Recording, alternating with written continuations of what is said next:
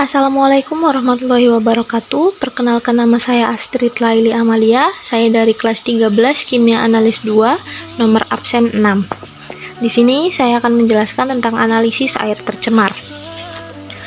Air dikatakan tercemar jika tidak dapat digunakan sesuai dengan fungsinya, walaupun fenomena alam seperti gunung meletus, pertumbuhan gulma yang sangat cepat, badai dan gempa bumi merupakan penyebab utama perubahan kualitas air. Namun, fenomena tersebut tidak dapat disalahkan sebagai penyebab pencemaran air. Macam-macam dampak pencemaran air adalah: 1.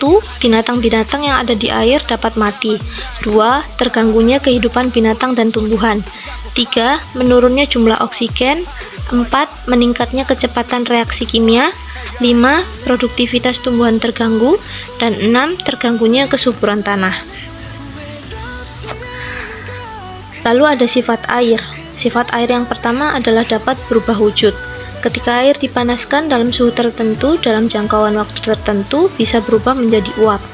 Yang kedua, adanya sifat kapilaritas. Kain yang terkena oleh air, jika hanya bagian ujung kain saja yang terkena air, maka air tersebut lama-kelamaan akan membasahi bagian kain lainnya, walaupun bagian tersebut berada di tempat yang lebih tinggi.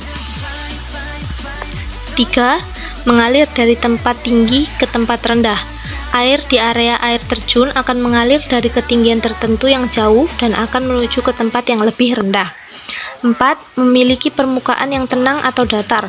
Air yang memiliki permukaan tidak datar hanya pada saat berada di area yang hampa gravitasi atau hampa udara.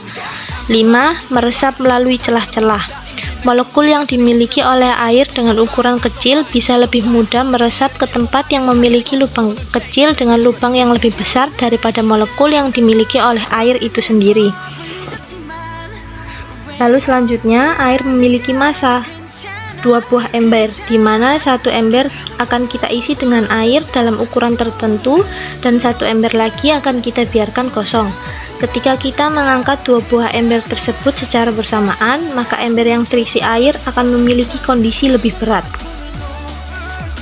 Lalu yang ketujuh, air akan menempati ruang. Sekecil apapun lubang yang ada wadah tersebut pasti akan dapat dimasuki oleh air, karena pada dasarnya sifat air adalah menempati ruang. Lalu yang kedelapan, bisa melarutkan beberapa zat. Rasa air tawar atau tak memiliki rasa akan bisa berubah menjadi manis apabila air tersebut ditambahkan gula dan berikutnya akan diaduk. Lalu yang kesembilan, air selalu menekan ke segala arah.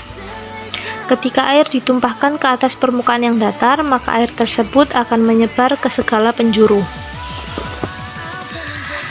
Lalu selanjutnya ada keistimewaan air. Air adalah salah satu zat terpenting di planet bumi dan dalam kehidupan. Sebanyak 71% permukaan bumi diisi oleh air dan hingga 60% tubuh manusia dewasa juga mengandung zat cair tersebut. Manusia bisa hidup hingga 3 pekan tanpa makanan, tetapi hanya bisa bertahan rata-rata selama 4 hari tanpa air. Selanjutnya, keberadaan air.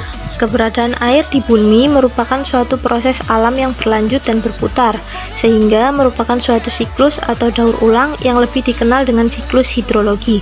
Siklus hidrologi bertitik tolak pada pergerakan antara permukaan dengan dunia atmosfer yang mekanismenya terjadi melalui pengendapan dan penguapan.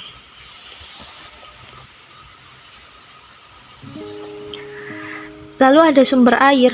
Sumber air adalah wadah badan air. Sumber air dapat berupa palung, sungai, danau, waduk, sumur, dan mata air. Air hujan adalah pasokan air untuk sumber air. Sumur dalam adalah sumber air buatan manusia yang berupa lubang konsistris dari permukaan tanah sampai ke kedalaman tertentu. Penggunaan air. Air sangat sering digunakan dalam kegiatan rumah tangga, misalnya air untuk minum, mandi, mencuci, dan memasak. Sumber daya air pemenuh kebutuhan rumah tangga biasanya berasal dari air tanah. Selanjutnya, tentang parameter fisika, biologi, dan kimia air.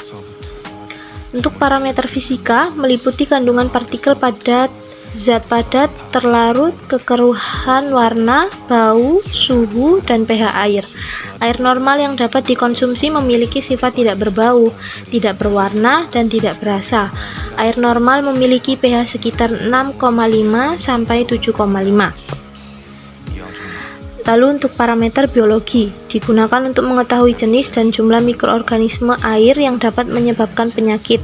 Contohnya Escherichia coli, Vibrio cholerae, Salmonella typhosa, dan Entamoeba histolytica.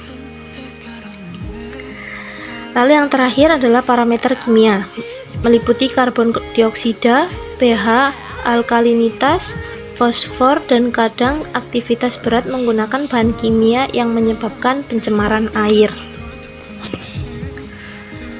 Itu saja mungkin yang bisa saya sampaikan, kurang lebihnya mohon maaf. Terima kasih atas perhatiannya.